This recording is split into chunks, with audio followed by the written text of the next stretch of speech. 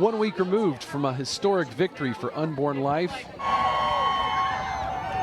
and varied reaction continues around the country. I'm really pro-life. All these women don't get that choice anymore. The reversal of Roe versus Wade is on people's minds, from outside the Supreme Court Women's rights are paramount to outside church. The news about Roe v. Wade being overturned came down. What's your reaction?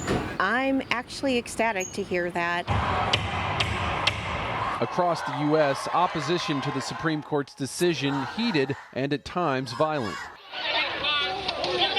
In Harrisburg, Pennsylvania, the capital of a political battleground state with important elections coming up and voters divided over abortion, we spoke with women hours after the overturning of Roe. I praise the Lord for this overturning. He's turning, I believe, overturning a lot of the wrong in our land, and this is just a huge beginning. In her early 20s, Mary Blue had 2 abortions. She regrets her decisions but leans on her Christian faith. She says women who've had abortions can find the same healing she has. You have to start where you're at and know that God's grace is sufficient.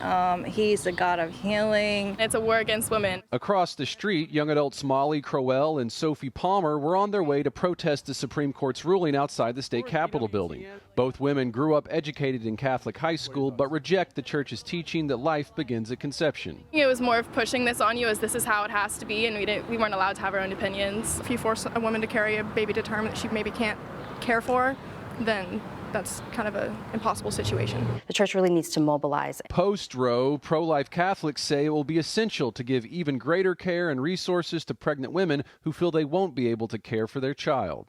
All the things that make women afraid and run towards abortion. We want to help women get away from abortion. Dominique Serafin is the director of evangelization for a Catholic church in Germantown, Maryland.